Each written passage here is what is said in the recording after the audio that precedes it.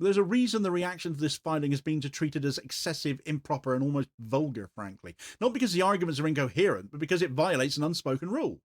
You're not supposed to subject moral institutions to the same scrutiny as you would an arms dealer, or financiers, or logistics providers. You're supposed to accept that our interventions are cleaner, are pure, are exempt from all that. But that exemption is exactly what's now being challenged, and it needs to be. If this was simply a matter of bad judgment, the Nobel Committee could just shrug it off. They've done it before, haven't they? Henry Kissinger, Barack Obama, the EU even. Every time the defence was complexity. Each time the effect was alignment, the prize followed power, and they still called it peace.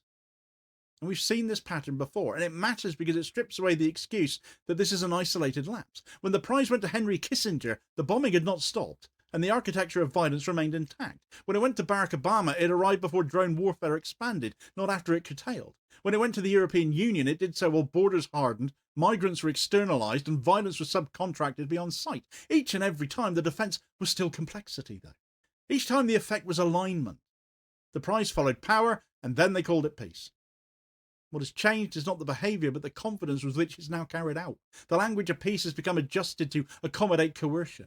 Sanctions are described as non-violent pressure regardless of their documented impact on civilian life. Intervention is dressed up as protection. Regime change strategies are rebranded as responsibility.